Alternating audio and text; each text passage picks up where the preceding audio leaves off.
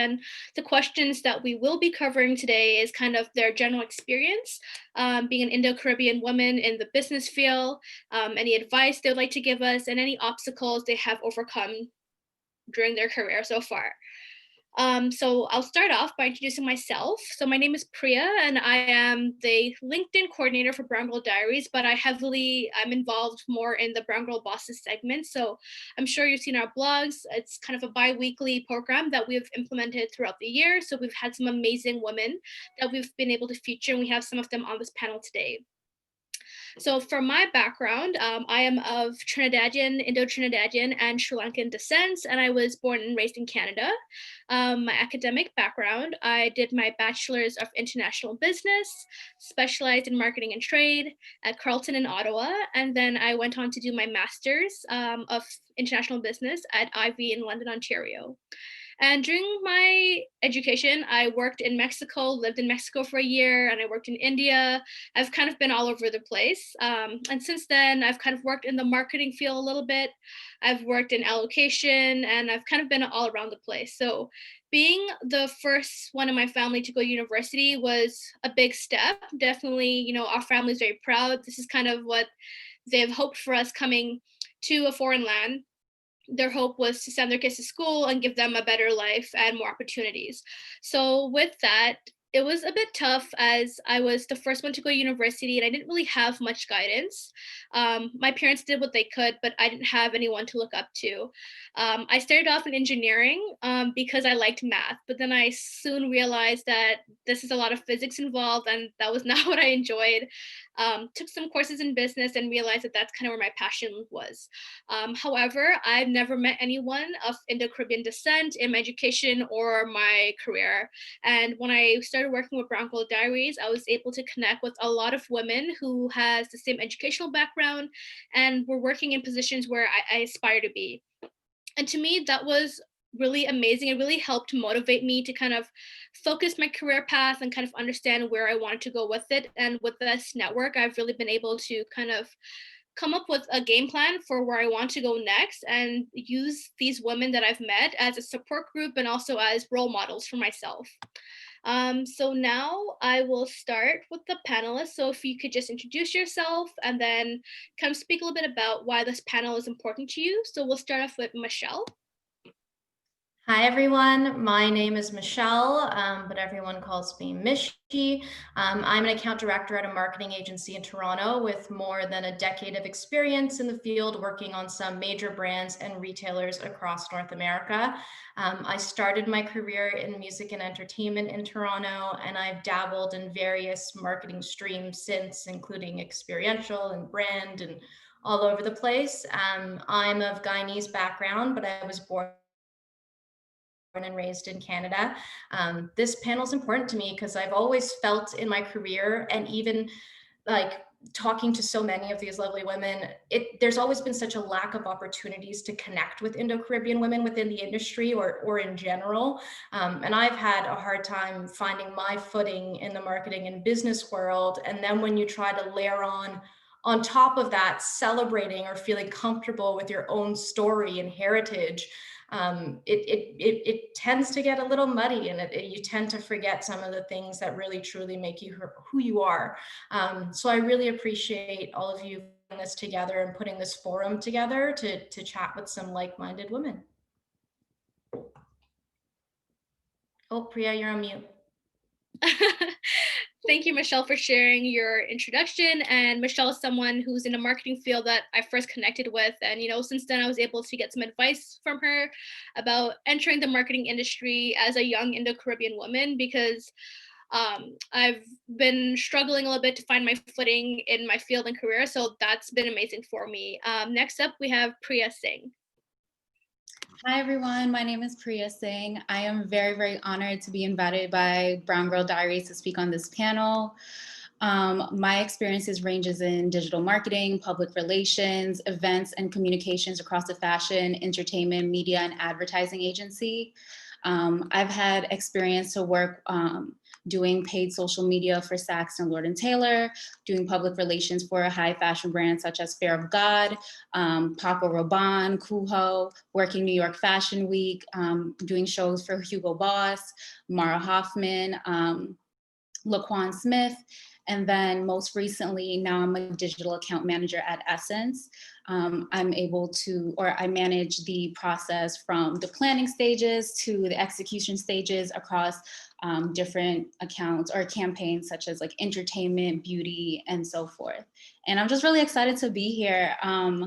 You know, this is a topic that I discuss with many of my close friends and colleagues that I've worked with, just a lack of representation that I've seen like growing up. My experience has been, you know, I come from Ozone Park, Queens, and so some of us may know that's a very heavy Indo-Caribbean neighborhood.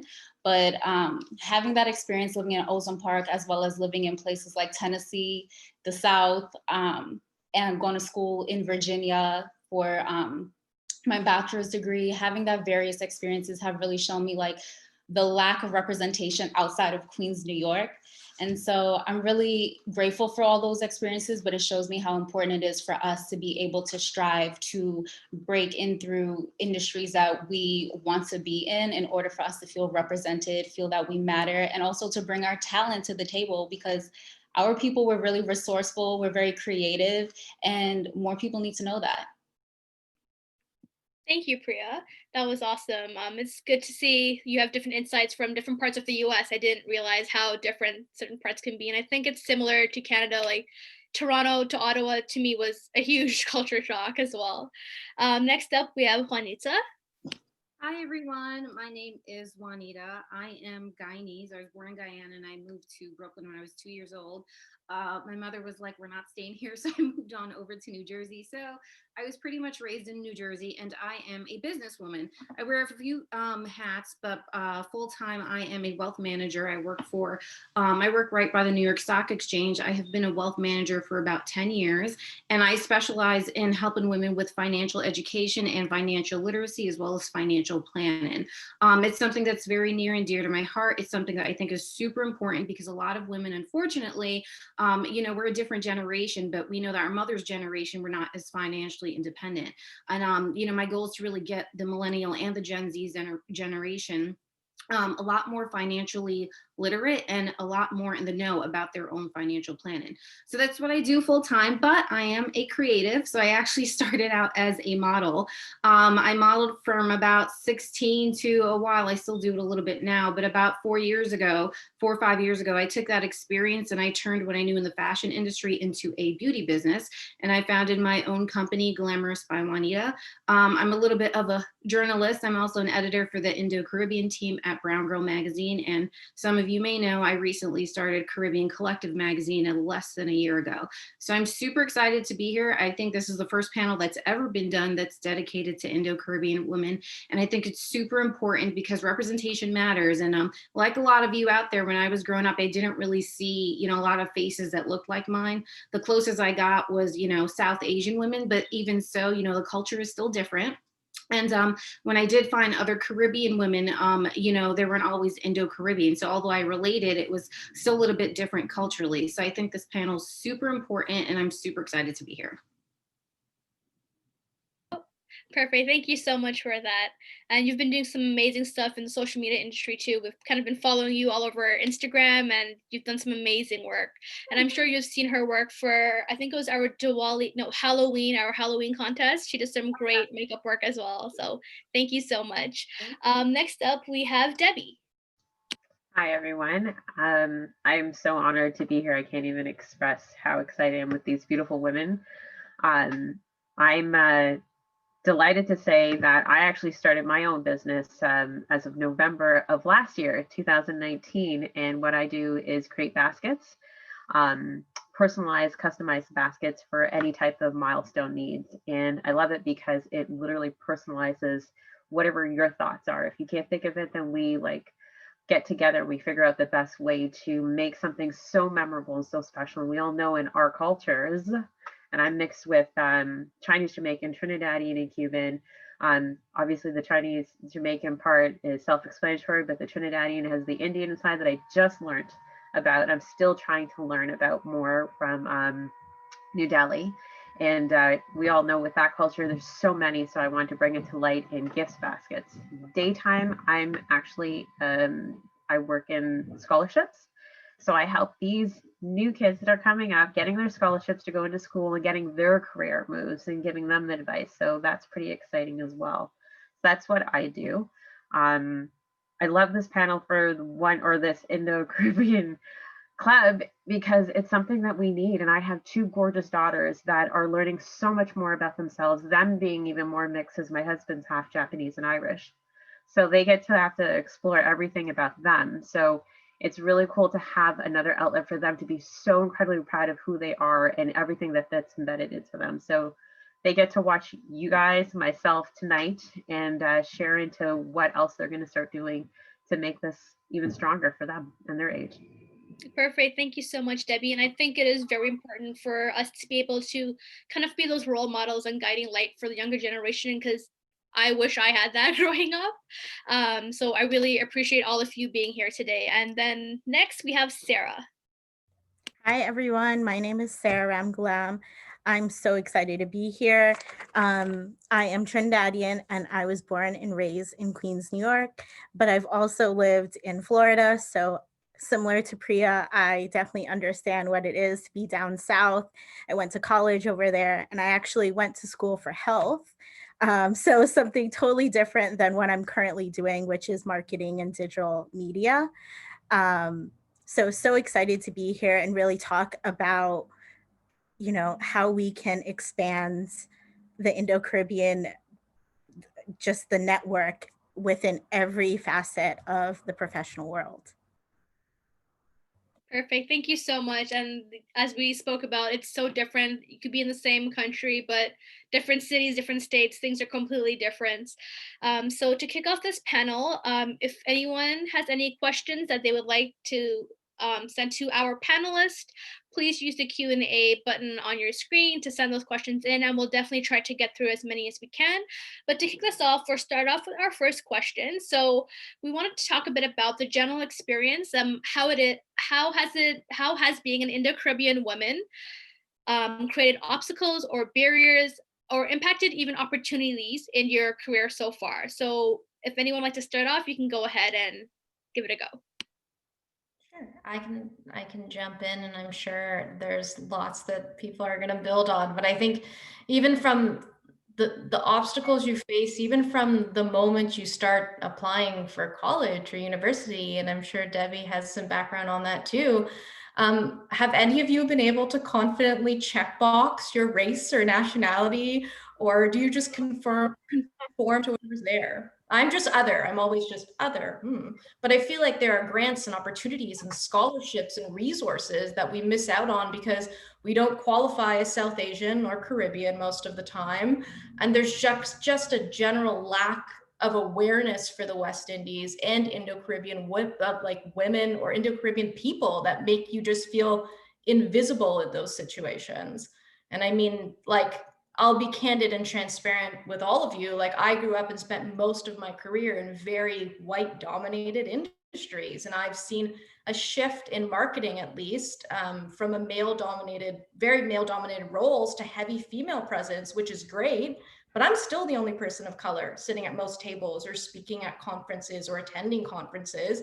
And sometimes I'm spoken to as less than, and I know I have to work extra hard to make my voice heard, understood, validated. It's exhausting. It is exhausting. Can I chime in on that too? I find that you're absolutely right. You explained that so perfectly well. I remember an experience for myself. I was working at one company and I went to school for training. I'm really big into communications because I think it's so important to educate others. And I wanted to be a trainer, got my certificate in training, and I applied for this position, which knew I could do it. I was much younger, and they said, Debbie, you were so great. The presentation was perfect.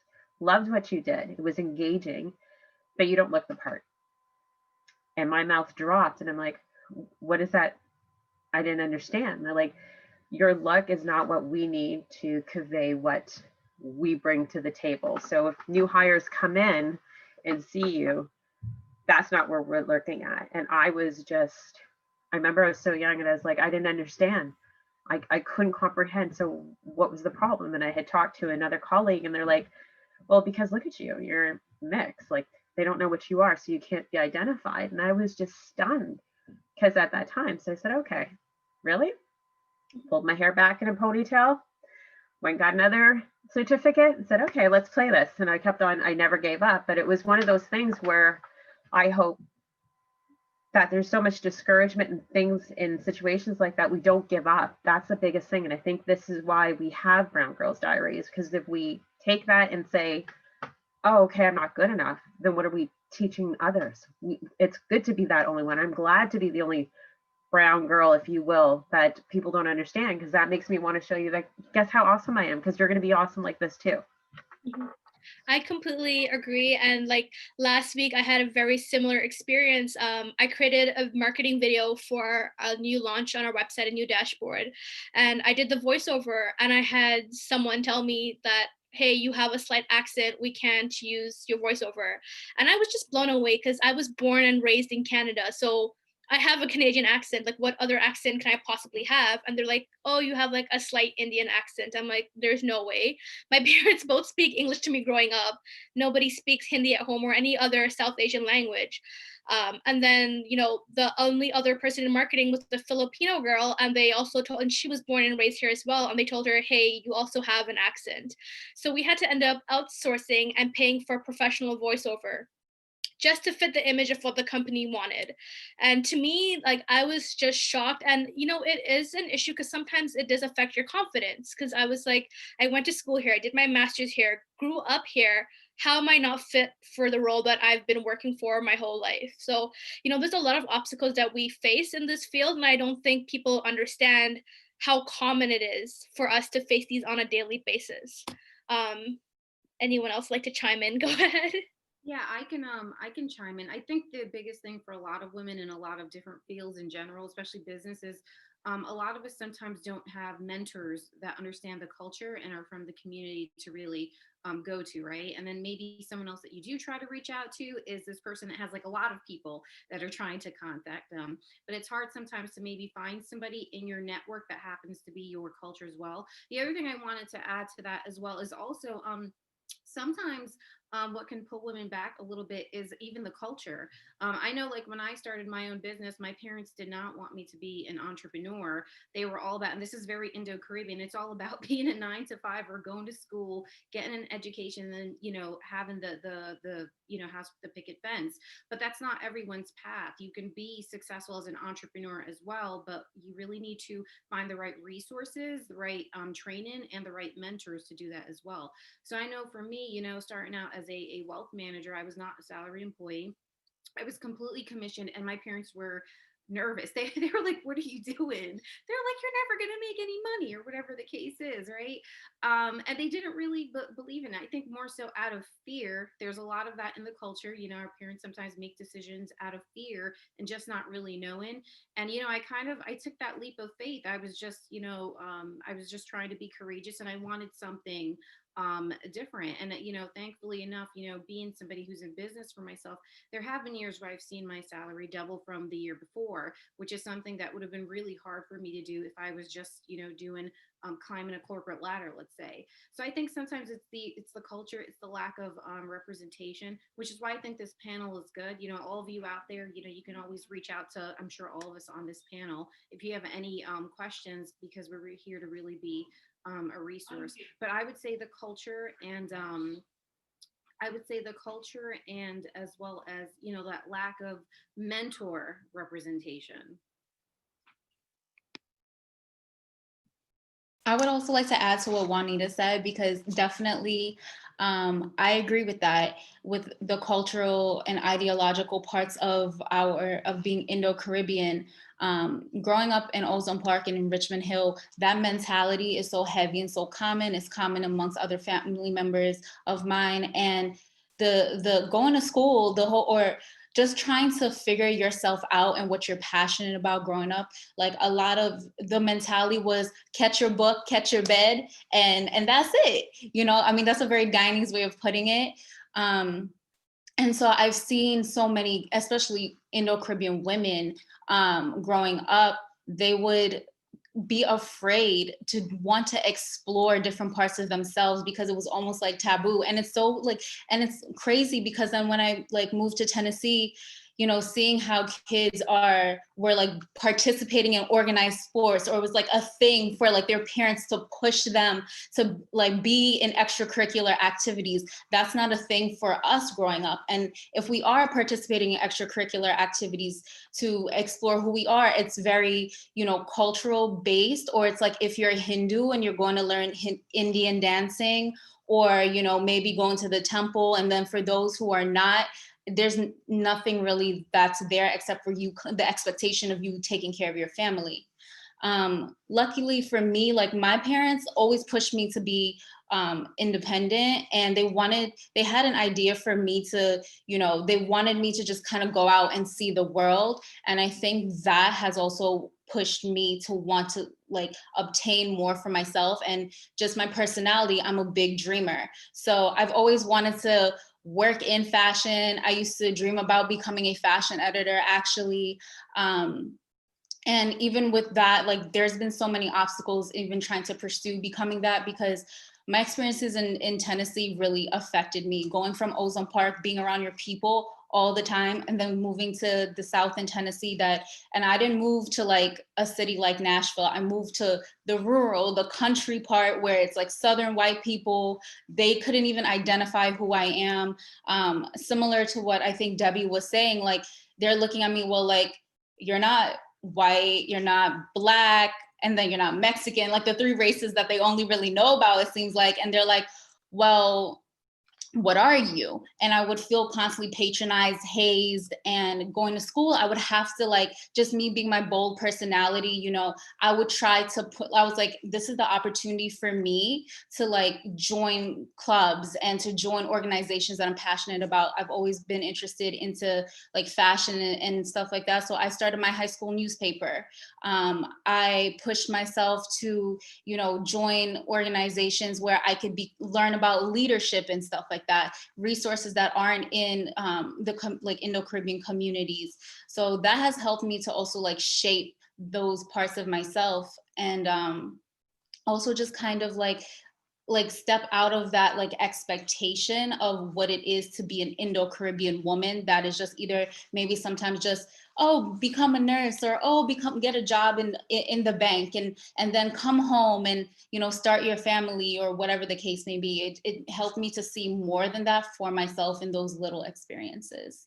I definitely agree with having to push the boundaries. I know for myself, on my dad's side of the family, there were like all my cousins are mostly boys who were older than me, and they all had gone to engineering and traditional jobs. And then here was me, was like, I'm dropping out of engineering and I'm gonna go into business, and no one in my family has been in business. They're like, okay, if you're going to business, then you should probably do accounting because you can come out, secure a job at a firm, and you're good. And I was like, no, like I fell in love with marketing. And you know, and like to them, like when they think of marketing, they think of like, oh, like is it like cold calling, is it like what kind of marketing are you doing, because that's kind of what, you know, you see in the media. And having to push those boundaries were tough, but like as you mentioned, when you want to follow your dreams, you have to work for it, right? We had a really interesting question, I'm sure somebody can speak on this. Someone had mentioned, does the lack of diversity within a company push you to leave and find something else, or motivate you to stay and push the envelope? I would love to jump in on that question really quick. I think for sure you need to, well, let me just start over. When I started, you know, my career in college, like I said, I wanted to be in health. My whole life, I always thought I was going to be a doctor or a PA or something along those lines, kind of pushing that, you know, just living the expectation. And I kind of fell into marketing by accident. I needed a job and I walked into the interview saying, I'll do this and I can do this. And I'm really organized, and let me show you all the things that I did. And I walked into a place that was very, I think it's multicultural already. So walking into that, I think I had a very interesting experience because even though it's multicultural, they still didn't know what Indo-Caribbean was. So I was walking this like weird line of, but how don't you know about Indo-Caribbeans? And like I felt like I was always trying to educate people because I just wanted everyone to know about my culture. And I think it's so important to just keep being who you are and like not let anyone push you down and say like that's not as cool or like, awesome to be Indo-Caribbean versus just being from Trinidad or Guyana or somewhere.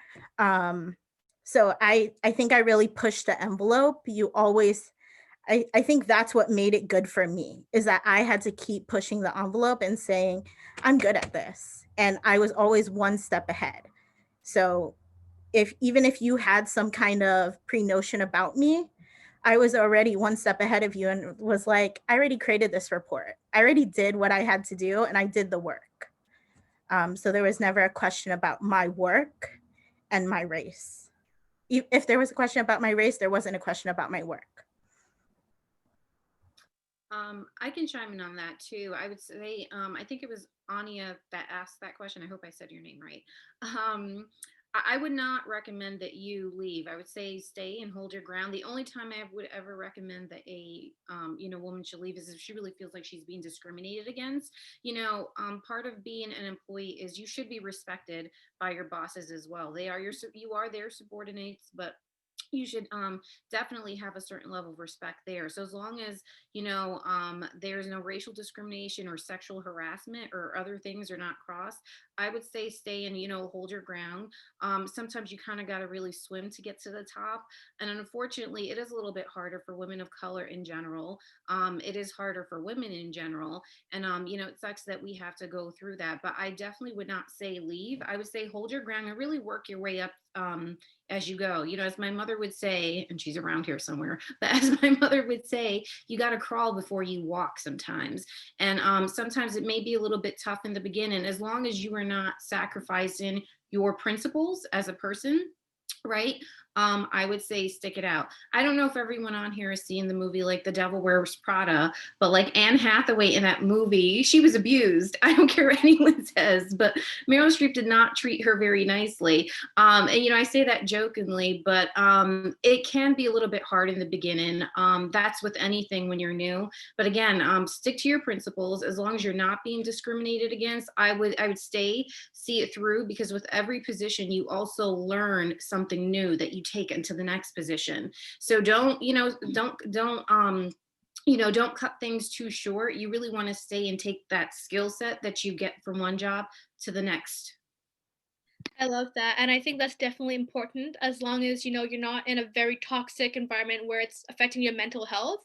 And if there are steps that you can take to, kind of show them who you are and what you can accomplish and kind of show your work and your worth, I think that's important. But, definitely mental health is important as well. You don't want to keep yourself in a place where it's not the best for your situation. There's always another opportunity, and, everything happens for a reason. The best is yet to come.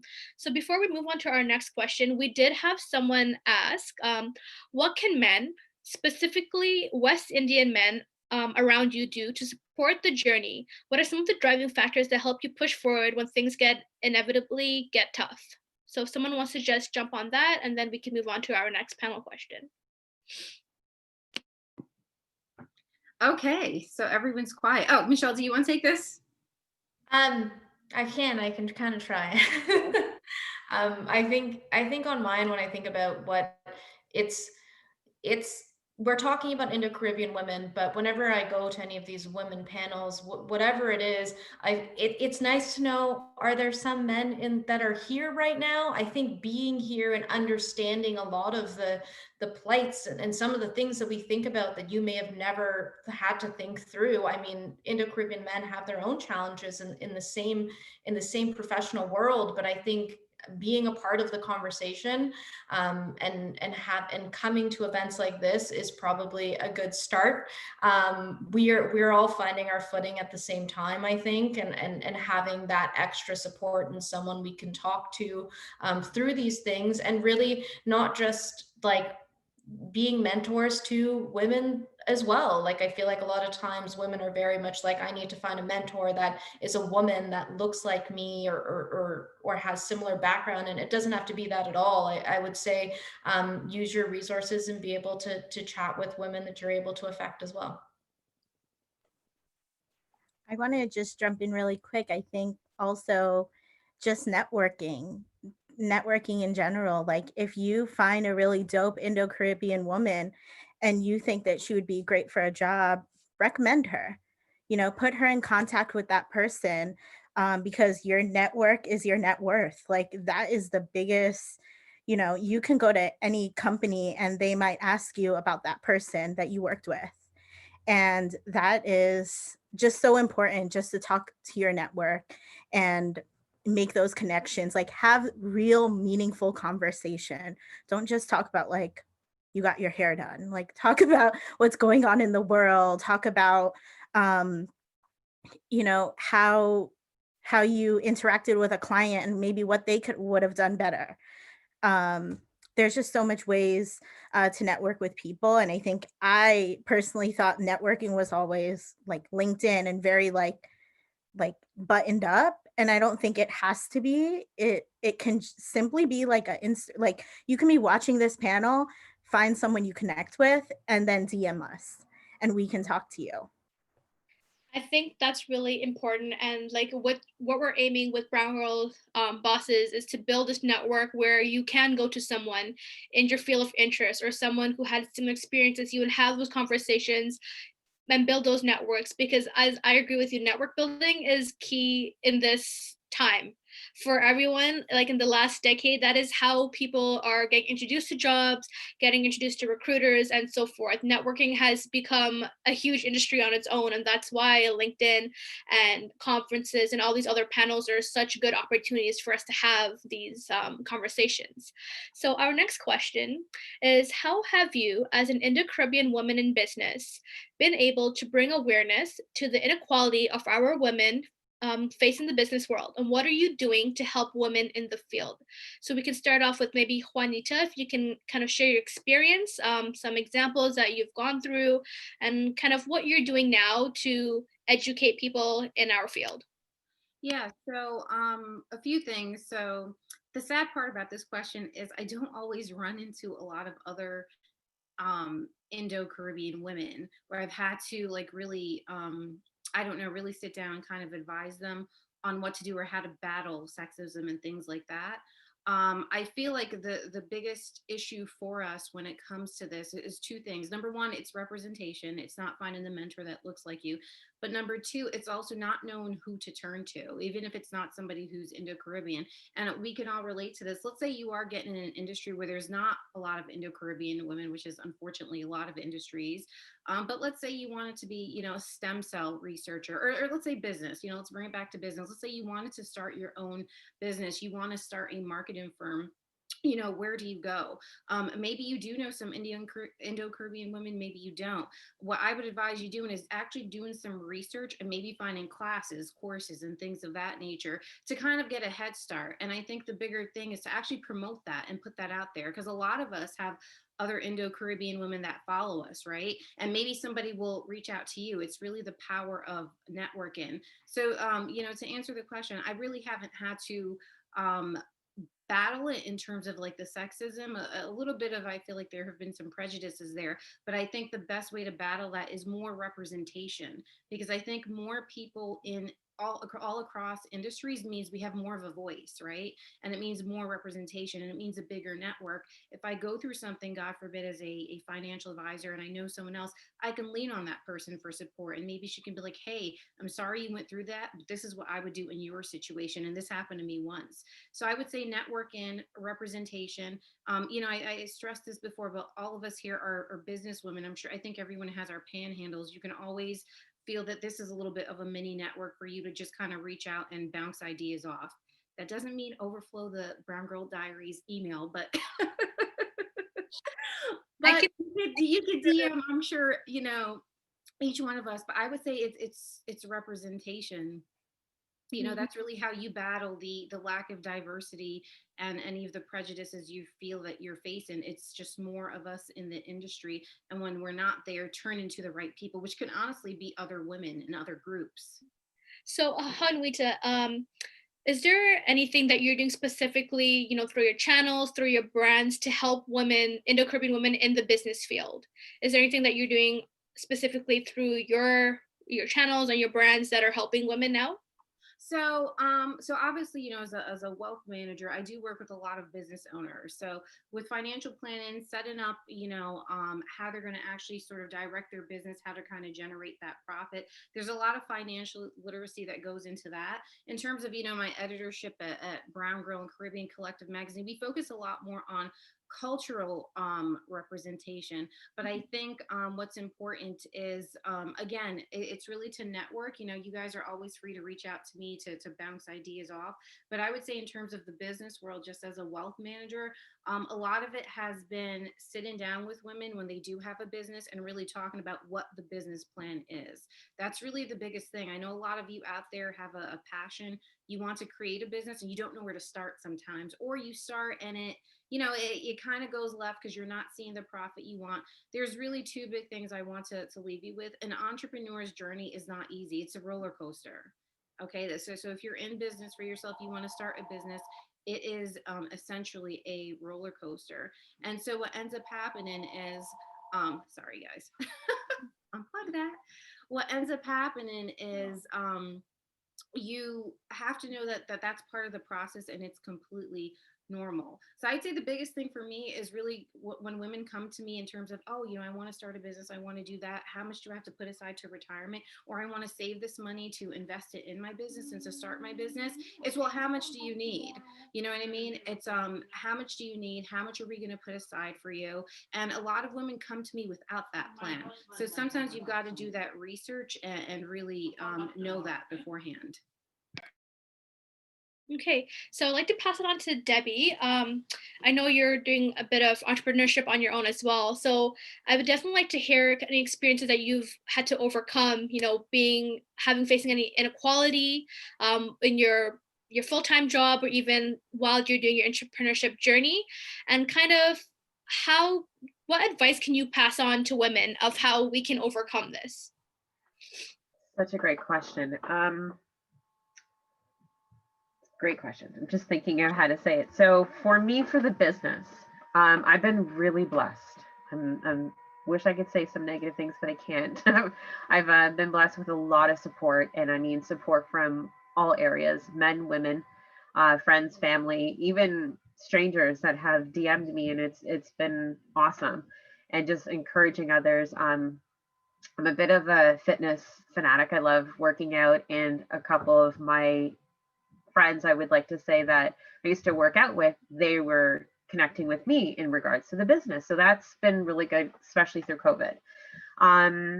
In terms of my day job, this job that I got blessed with, I'll tell you this now.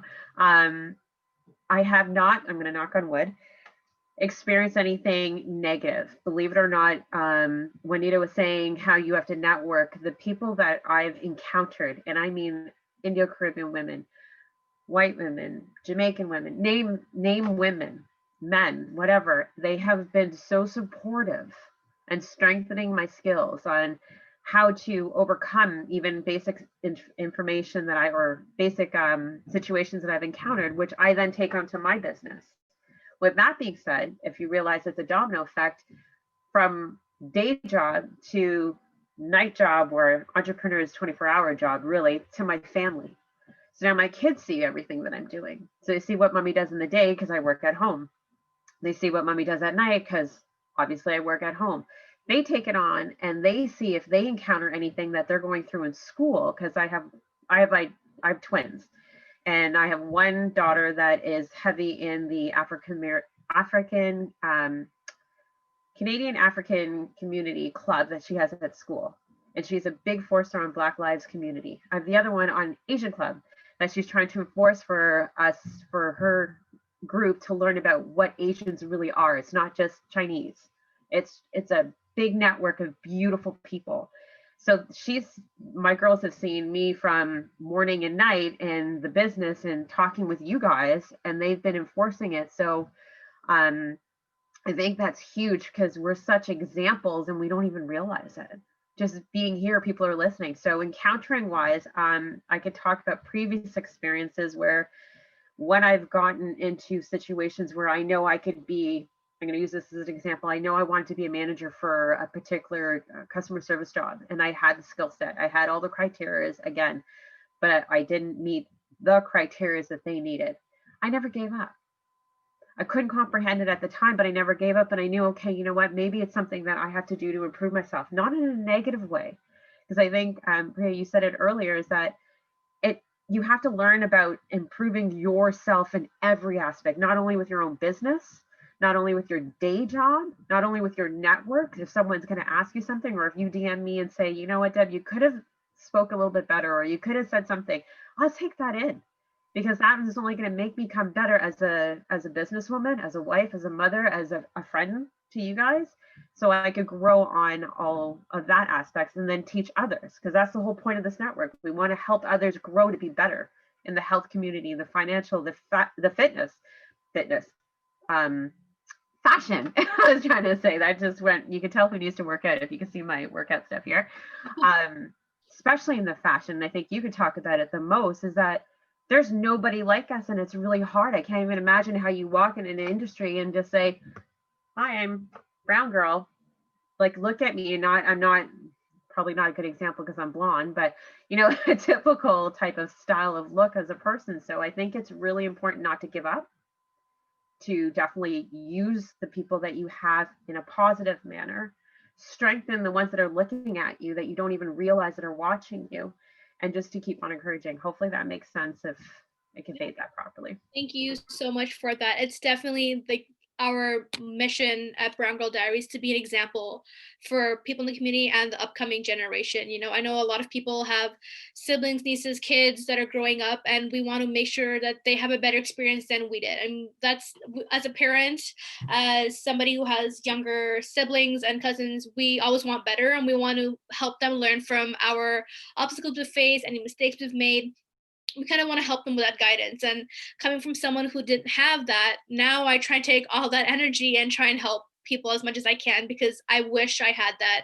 And like, I know we were speaking about earlier, like checking on applications and scholarships, the other box, and having to write in what we were. And sometimes there's not that opportunity. And I know when I was in school, the only bursary that I can apply for was the first generation bursary, because I didn't fall under Aboriginal, I didn't fall under Afro, I didn't fall under Hispanic, none of these minority groups, but I am a minority. I went to a school where in both my bachelor's and master's, I was the only Indo-Caribbean female.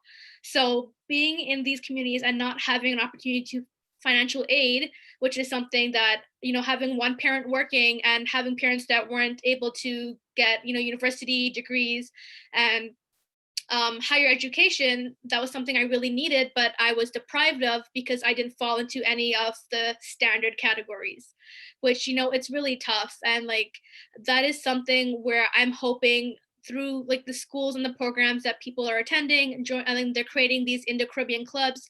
I'm hoping that they're taking these opportunities to create scholarships and bursaries for upcoming students who can really utilize this. I have a question for Priya. I know you kind of spoke about having a bit of like an imposter syndrome and kind of people not knowing where you fit in when you kind of moved around the US. So we had someone ask a bit about what was it like facing any kind of imposter syndrome, and also when, you know, you really had to explain to people that you were West Indian and not Indian, and there's a difference, but there's a similarity, because yes, our ancestors came from India, but I'm not of South Indian descent. My parents are not of South Indian descent as of like this generation. So if you could speak a bit about on that, that'd be awesome. Yeah. Woo, that's a whole loaded topic, because that's something as well I talk about all the time. First of all, like us being like, race is an arbitrary concept. If like race was created by European colonizers. Okay, race doesn't even necessarily make sense. So for you to tell me that, oh, I have to be defined as an Asian person, but then I'm living in the Caribbean and my culture has totally evolved and is different than somebody who is Indian, then how, and then on top of that, you're saying an Asian, so you're telling me a Chinese person, an Indian person, a Cambodian person are all the same people? What kind of sense does that make?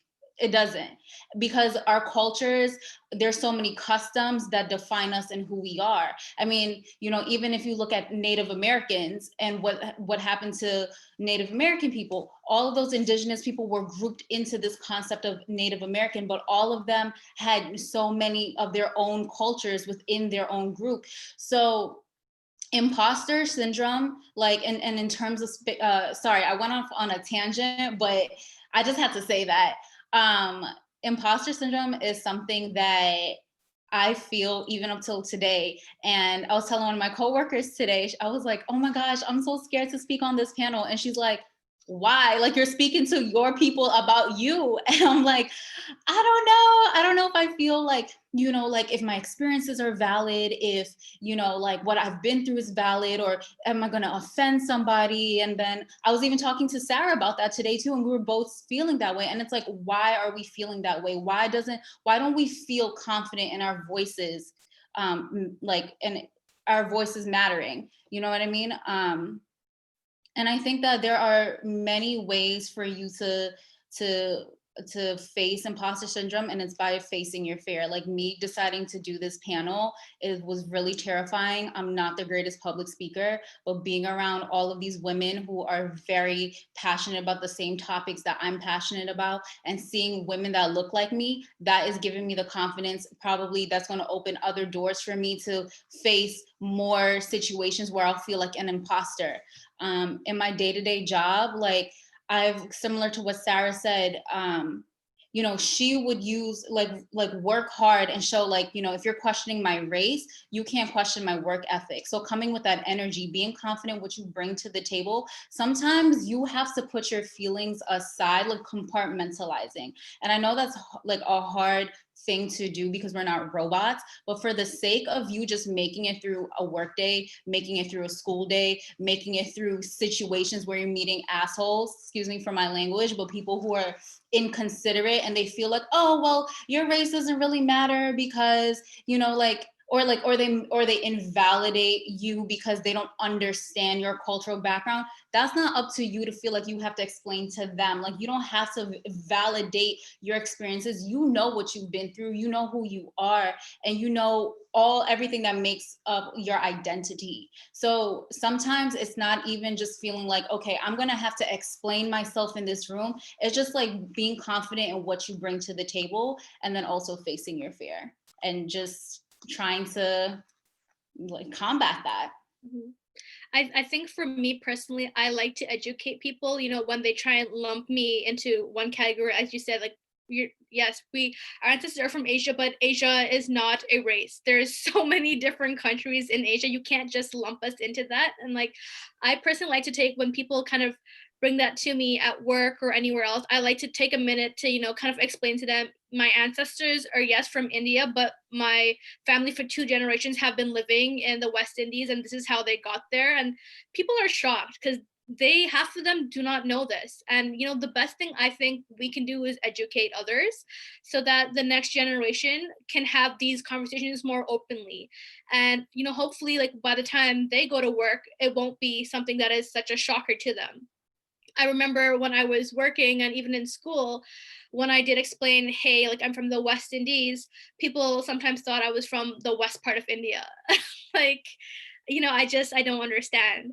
And like, I worked in India as well, and people in India also thought the west part of India, like, some of them did not even know that their ancestors were taken from India and, you know, taken to the Caribbean to work in the fields.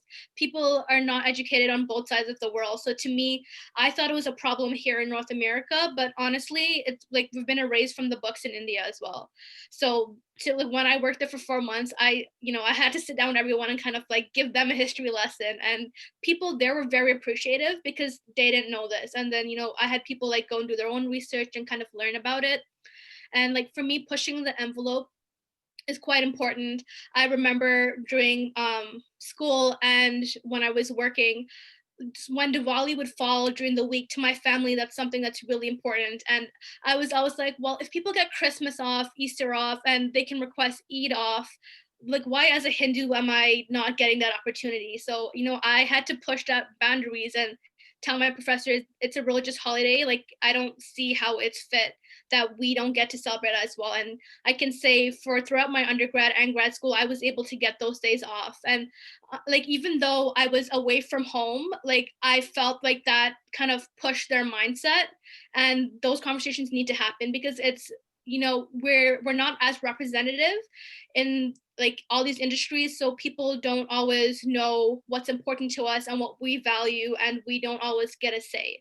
So I think, as we mentioned earlier, pushing the envelope is very important, and as much as we can, we should. Before we move on to the next question, Michelle, is there anything that you can kind of speak on about your experience in the industry where you've kind of faced some barriers being an Indo-Caribbean woman, and it's been because of your race and identity? Yeah, so I think there's two things that I kind of want to touch on there. So I feel like I've always gotten, like in my personal life, I grew up in a very white neighborhood. I didn't even know much about my background. I was always told to that, well, really, I conformed. I conformed to whatever was around me that seemed successful. I talked like a white girl. I looked like a white girl. I dressed like a white girl, a white girl. My own family was like, you are the whitest Guyanese girl we've ever known. Why are you on Brown Girl Bosses? Like, I'm not joking. This happened like a couple months ago.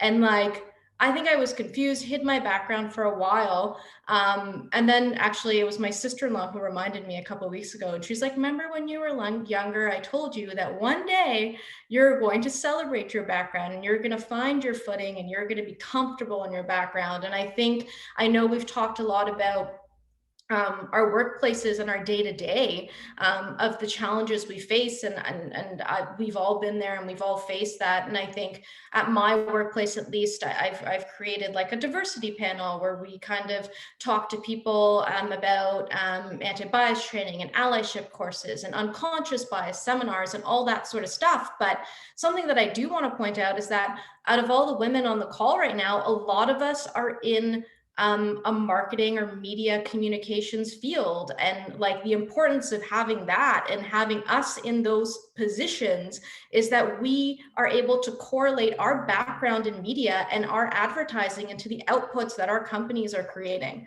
And that is super fascinating to me because we're being able to have culturally nuanced programs and campaigns that are not tone deaf, and something so many of us on this call, and I'm sure people who are tuning in, have been arguing for years. So I think now it's our time to use our own platforms outside of our social platforms and outside of our day-to-day and how we're experiencing things. But we can change the way people view Indo-Caribbean people and Indo-Caribbean women and make sure that we are not invisible on a larger platform and educate in that sense, which I think is super cool for all of us to be able to do, so that we're not feeling like people have to conform to what they feel like success is around them. We can show something different and celebrate in a different format with our platforms. I love that. I love how you kind of spoke on celebrating who we are and where we come from, because I think that is the backbone of our future and of, standing together as Indo-Caribbean women and showing people what we can do. And we shouldn't be judged upon where we come from or our background, and we should be judged on our talents, our credentials, and our work ethic, because that's what really matters. Moving on to our next question, what advice do you have for young Indo-Caribbean women who are interested in entering the business world? So we can start off with Sarah. I think definitely our work ethic. We should talk about it because Indo-Caribbean women, men, people in general, we have work ethic that's unlike any other. And I think it's something that we need to talk about and we need to be, grateful for. It's funny, like my mom jokes with me all the time. Like if I take a break, she's like, "Are you working? You're supposed to be working." And that mentality is always in my mind. And then I always think, well, maybe I should be working. Maybe I should be doing more. And I think we just always need to think about doing more, but also taking that time because we are not our parents. We need to take that time to be, to take that self-care time. And I know self-care sounds so crazy. We were talking about it during COVID, but it is very real. So take that time for yourself. Thank you so much for that. We'll move on to Juanita. If you can kind of, speak on how as a young Indo-Caribbean woman, what advice you can give to women trying to enter the business field, and what obstacles could they face, and how have you personally overcome obstacles just by entering the field? Yeah, so I say, number one, you want to have clarity, like really define what it is that you want to do. That'll get you way farther at anything in life. We all kind of start with an idea, but really ask yourself the tough questions. Do you want your own storefront? Do you want to be a fashion designer? Do you want to climb the corporate ladder? Whatever it is, you really have to define what it is and be crystal clear about it. That's number one. Number two, let's say you're starting a business. What's it going to cost you? And that could be anything, whether you are an employee or an entrepreneur. If you're somebody that wants to climb the corporate ladder, you got to invest in your education. Do you need to get a master's degree? If you're not going that route and you want to actually start a business, how much is it going to cost you?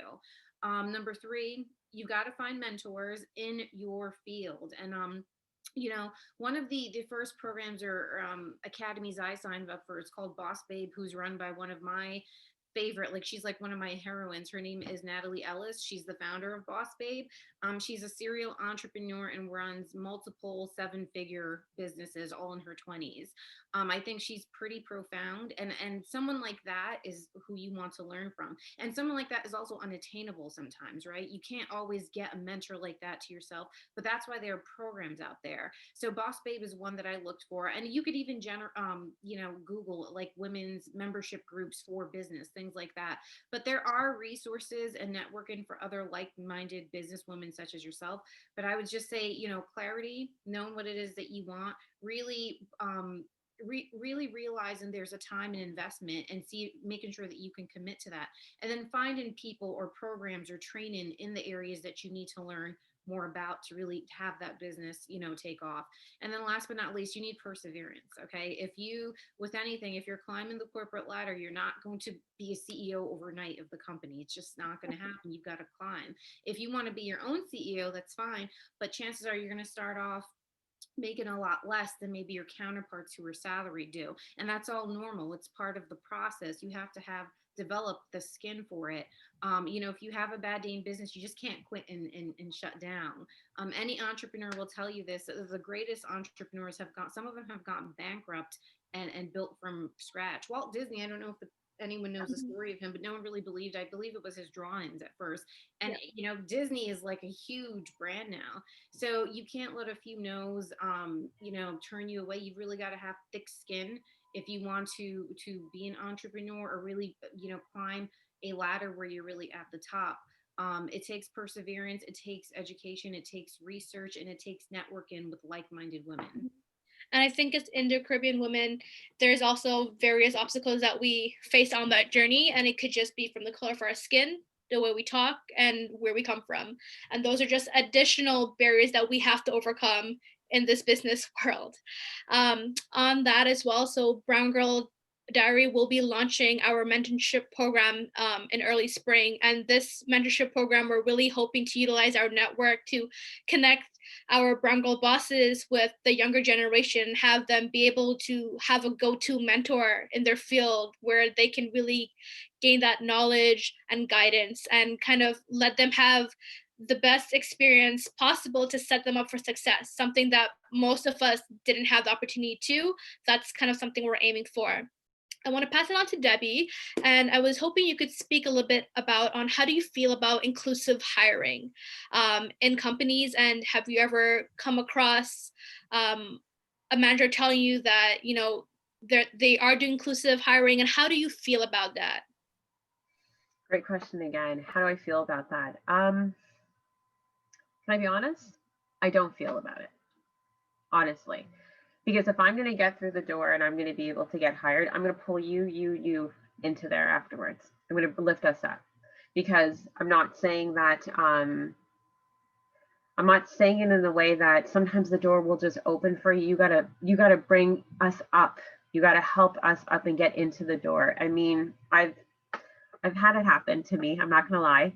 And I've got hired because yeah, I knew one gentleman that I've known from back in the years, and he's, Deb, it's you. Just come in. And I didn't go through the interview process. I didn't do any of that. And I'm like, well, no, you haven't even seen my resume. He goes, don't worry, man, it's okay. And I got the job. From that point on, I was grateful. Don't get me wrong, but I helped a lot of other people. I even helped people that bullied me when I was a kid, that I brought them back into, into the company so that they can get up and get in their foot in the door. And I think it's so important when it comes to networking in jobs that we cannot leave each other on the ground just because you're getting here and you're excelling. No matter what, we have to help each other out constantly and make sure we never forget who we are, because you had that happen to you already when you were how old or whatever it happened. It might have just happened yesterday. So are you going to not help somebody else so that they go through and they feel disgraced? They feel like I'm ugly. Oh my gosh, I look like a person that's in this box. No, I'm going to pull you up. I'm going to bring you in. I'm going to continuously make sure my sisters and brothers are pulled and not be ashamed of who I am. And it's nothing wrong with that. You've gone through it before, but just remember, this is a new era. This is a new time that we have to make sure that we don't do this again. This is what the whole point of Brown Girls Diaries. We just need to come on and get us going, help each other on all fields, in every network, and not be ashamed or frightened to ask.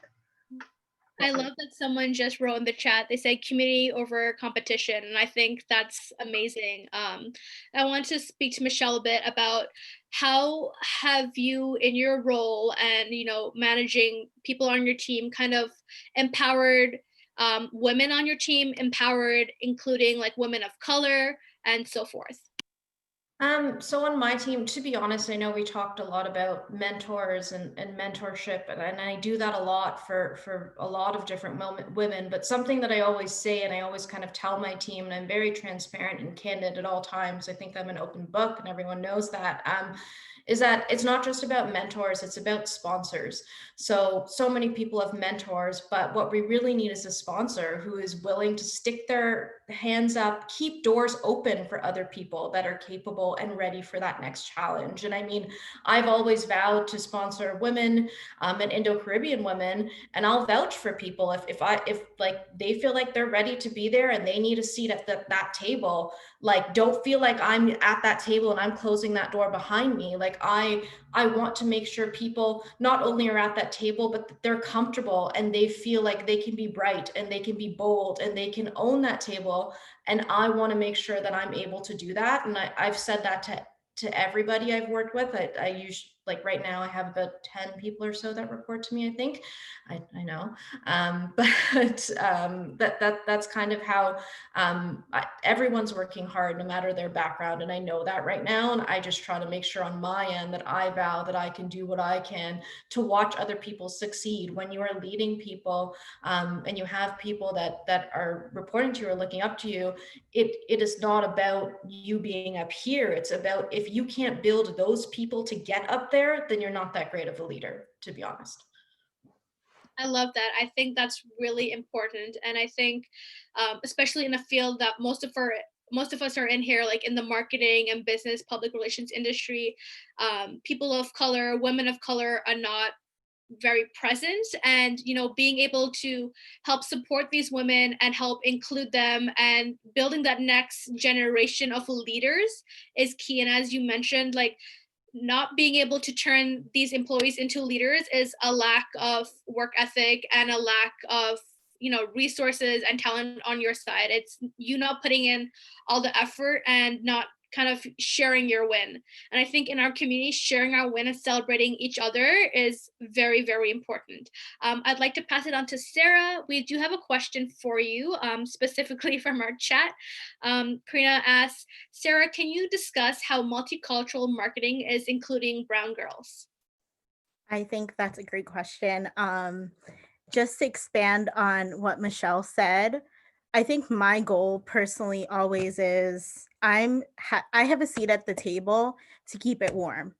I'm just keeping it warm for other Indo-Caribbean women, other women that connect with me, and we have a good connection and good energy, and you feel confident that you can do that job. I'm just keeping it warm for you. And that's always my mindset. I'm always going to different like networking events, and I'm just trying to connect with people and just learn about what they're doing and what they're passionate about. And I think if we have a lot more people that have that mindset, that's how we're going to evolve the culture. And that's why it's great to have like a panel of all like-minded women like this. Because that's really what we're doing. We're just keeping the seat warm for everyone else to join. And then just expanding on brown girls in the multicultural space. I mean, I think there's so much work to be done. There's so much work still to be done. I mean, whether it be like actually at the seat at the table, there's people, I mean, I think we all saw the Cardi B with Reebok. And I thought that was, there definitely wasn't somebody that was Hindu or, that knew about Indo-Caribbean or just Asian community. No one knew anything. So we definitely need people like in the background, but we also need people that are just educating others about Indo-Caribbean, like just the actual culture. So I think it's we just need to expand our knowledge. I love that because when I saw that as well, I remember like the Brown Girl team itself, we were talking and we're just like, such a huge brand like Reebok, and you're telling me nobody looked at this, made a comment on this before it was, internationally released. Like, to me, that's huge. Like, Reebok is an international brand that's been around for like, my mom talks about Reebok. Like, she trusts Reebok over any other brand because it's been around for so long. But how did nobody even think about this? And it hasn't happened once. It's happened so many times. I've seen it in countless music videos how cultural appropriation, it just keeps happening. They apologize and then, hey, 2 months later there's another scandal. And I think like a lot of companies are coming up with these diversity teams, diversity executives, and a lot of them are I've noticed, are putting like people of color in charge of these organizations, the diversity clubs and all this stuff. But as you said, I don't think it needs to be coming from a person of color. I think people in general need to be educated, because it's not always just our culture or the Asian culture. Sometimes it's there. I'm sure there's a European culture, symbols or things that can be offensive if it was represented wrongly in the media. However, there are probably, white men up there top high reviewing this and being like, hey, no, this is wrong. And we don't have that representation up there. And they're slowly starting to do it, but it's such a lack in time. It should have been done a lot earlier. Can I just say something on that quick? Because I think it's really interesting that you brought that up, Sarah, is that my daughters literally ran from the room and said, oh my goodness, Mom, can you believe this? And I didn't know what was going on. I was shocked. And they showed it to me like, in a company, not one person said, let me think. That might be offensive. And also made me think too, is like, because of my mixture being Chinese, Jamaican, and Trinidadian and Cuban, people are like, oh, well, Jamaican, then you have to be, well, you smoke weed? I'm like, oh my gosh, all the time. Like, it just blows my mind that people think of you in one way, or, oh, so then you have Indian. Oh, that makes sense. That's why you have pretty hair. And it's just interesting to me. It goes back to what you guys were saying, is like, why are we not educating to say it's 2020? Let's come on. Sorry, I got a little heated there. Did you feel that? I'm so sorry. Let me back down. It's totally okay because I felt heated the whole day. I couldn't stop thinking about it. And also, I think what made me more upset was I saw an article in a magazine talking about it and talking about Cardi B's reaction to it and how she said sorry and yada yada. And me being me in media, I'm looking at all the comments. And when you look at the comments and people are like, why is it a big deal? Or I had somebody actually write me and say, but she said sorry. And I had to like explain why it's still offensive. So education just needs to keep happening, because even somebody that, like Nicki Minaj, for example, she is technically Indo-Caribbean, and we don't talk about that. She changed her last name. Like, we don't talk about any of that. It's thrown under the rug. Um, so we are there. We're just not, we're in mainstream media. We're just not known in mainstream media. No, I completely agree. And like as Debbie was speaking about the stereotypes, I know like growing up, I've heard countless times. I can say from elementary school up until I started even working, people are like, oh, like you're into Caribbean, that must mean like, you know, like you like to party, you like to drink, like I've had people say to my face, oh, you must be like a really easy girl to get. I'm just, and like honestly, like these stereotypes that people associate the whole community with is, it's shocking, but from hearing it from when I was a child up until even the workforce, it's incredibly shocking and disrespectful that we still have to face these things even after we've accomplished so much.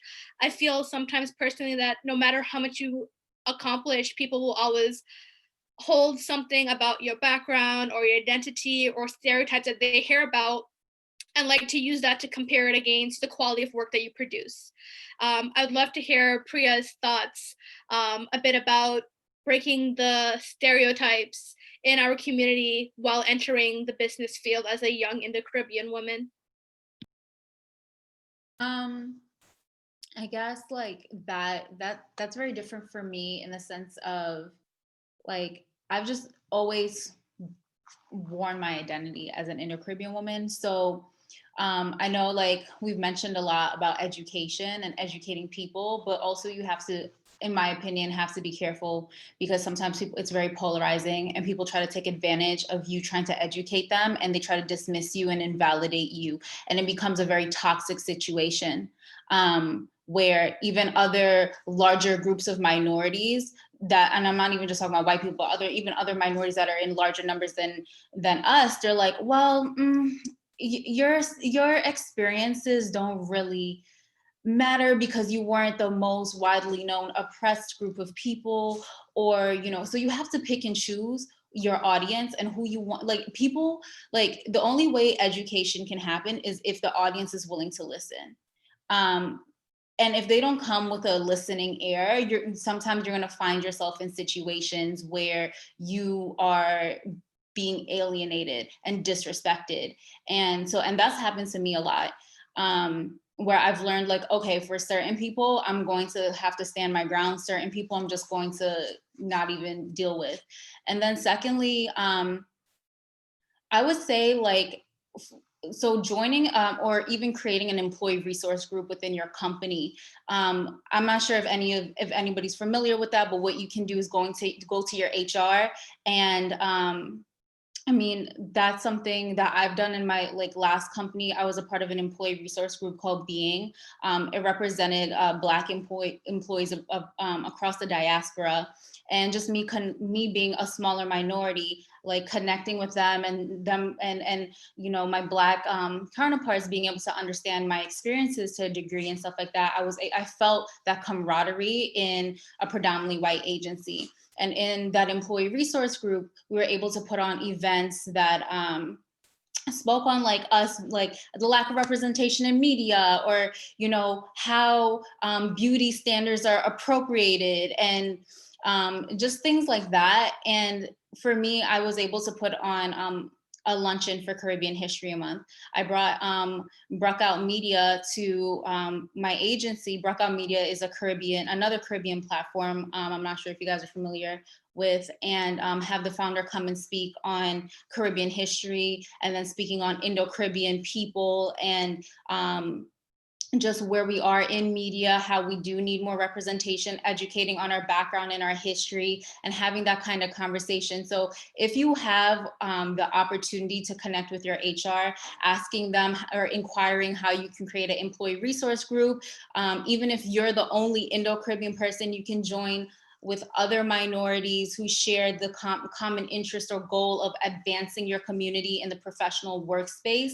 And it doesn't have to be just like, okay, like, oh, an Indo-Caribbean ERG per se, but it can be a multicultural group where you guys can find community, can find a place to like a safe space to talk to one another. I know that really helped me, especially during like times at work where it was very demanding, very stressful. I felt like, you know, like sometimes I just couldn't trust like some of my white counterparts or peers. I just didn't feel like they were looking out for me the same way. So I heavily relied on that. And that's something I encourage in order to, you know, break that barrier, finding a way to create a safe space within your company, maybe even creating an organization at your school. And then also another way to enter, like break the barriers, like I said earlier, like facing your fears, entering into spaces that you don't see yourself in. Like when I was in college, I joined the Fashion Merchandising and Design Society. That was a group of white sorority girls, and I'm the only Indo-Caribbean girl, and maybe a couple other minorities. But I needed that experience because I wanted to break into fashion. So pushing myself by entering into spaces that I don't see myself in, but I want to be a part of. Awesome. Thank you for that.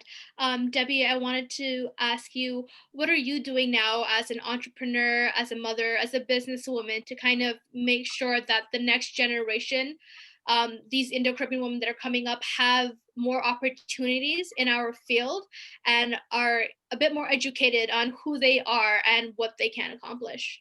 Yeah, a great question again. I enforce my girls to be very proud of who they are. I force them to, and that sounds a little aggressive, but proudly.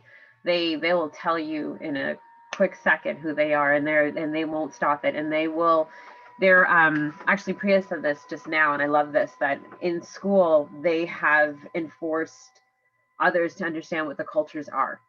So I feel that that's so important that we keep that going in social media. Now my girls are so diverse when it comes to Instagram.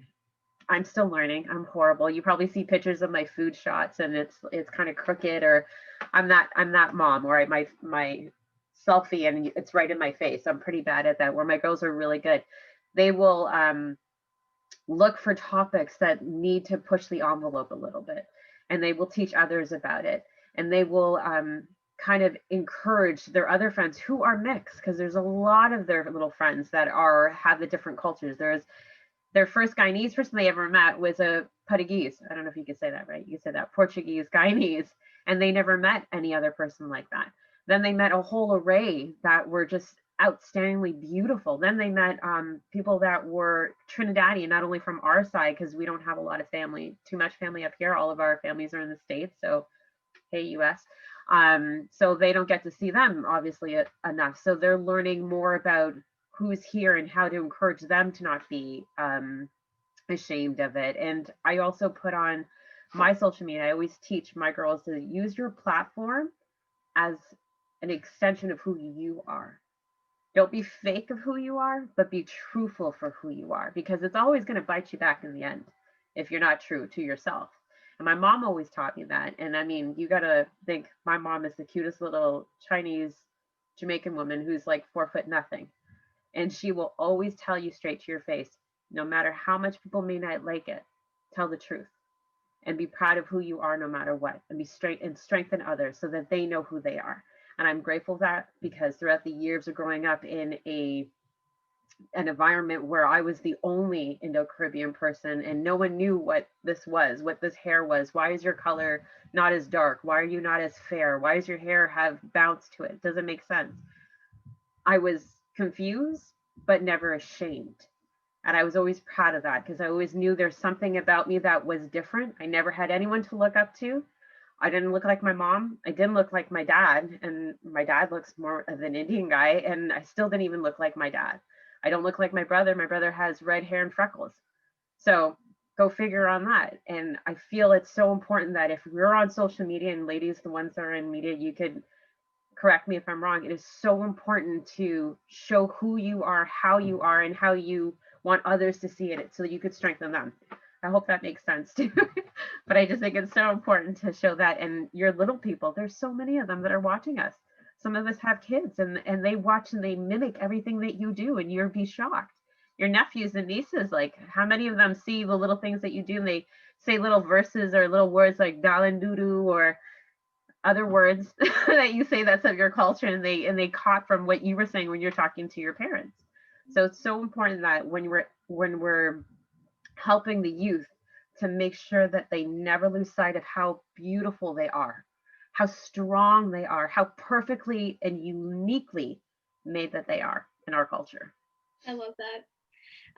Before we wrap up, Michelle, I'd like to know a bit about how you're using your platform to empower younger women who are entering the business field. Like, what are you specifically doing, maybe through work, maybe outside of work, as well as being involved with Brown Girl Diaries? I know you've done a lot to help a lot of women here, but what are you doing on your own to kind of help these younger women and kind of help guide them? I think for me, based on from an organizational standpoint of where I work, I've been pushing for a lot of diversity panels for years on my end. And I think I mentioned that, but what I've done is I've created just internally some anti-bias training, allyship courses, all of that sort of stuff to really give people a safe space. And that has been originally just my agency. It's now turned into a North American thing that I work on a team with for various marketing agencies to get people involved. I think on my end, I try to join as many different groups that I can and network. I know we've talked a lot about networking, but I know chatting with people who are trying to get into the field, or younger Indo-Caribbean women, even yourself, Priya, when we connected, I learned so much of what the struggle still is. And I mean, I'm at a different part of my journey. And I think when we all have these conversations with different people, we're all learning more about the journey and how to shape it. So I think it's just having transparent, open conversations I've been having, and trying to network as much as I can on as many platforms as I can on my end. I'm not a social media, I'm okay at it. I think I'm not that great. But I try to keep in touch and really follow as many people as I can, and learn and have conversations, and don't be shy to have those conversations. Reach out to people. Most people are really open and happy to chat to you about their experiences and learn about yours as well. Yes. I would like to wrap this up by definitely saying thank you, everyone, for joining the panel today. As a young Indo-Caribbean woman, who's out of school for about 2 years now, and seeing that there are women in various fields that are advocating for us, that are working hard to, try and set up a better experience for us than, the obstacles they've faced before us. We really do appreciate that. And I hope that with my generation, we can do the same for the younger generation, so that we can break down these barriers, and then eventually, hopefully in the next couple of generations, things will be a lot better, and things won't change overnight. We've seen this. Like, how many years has it taken us to get to where we are now? My parents, my mom, I've spoken to her, and she doesn't know any Indo-Caribbean women in executive positions, or even like managerial positions in large organizations. And now I'm able to see this, and she's able to see it through me. So I'm very proud of what our community as a whole is doing, and I do appreciate everyone's time today, all of our attendees as well. If any of our attendees or even our panelists want to connect with anyone on the panel, or want to shoot us a message and see if we can connect them with someone in their field that we have featured on Brown Girl Bosses, or someone we may know in our network, our doors are always open. You can always shoot us an email, info@browngirldiary.com, and we will definitely try and work to continue to build this networking platform. And that is our goal at Brown Girl Diaries, is to uprise each other and kind of help each other succeed. A win for us is a win for the community. That's kind of where I'd like to leave it this evening. So thank you all for joining us today. And in 2021, we're hoping to do better and bigger things for our community overall. So thank you all for being here tonight. Thank you so much for having me. This was amazing, guys, and it was amazing to meet all of you and hear what you guys had to say and your experiences. So thank you. Thank you, guys. Great job. Thank you for moderating and all that good stuff. Thank the attendees for really, joining this panel. I really hope, all of you ladies and gentlemen out there got a lot from this. We had a very interactive audience today, so that was really nice. The questions we got were right up our alley, exactly what we wanted to speak about, and it was nice to see that people had similar experiences and they wanted to learn more about it. So we do appreciate everyone's time tonight.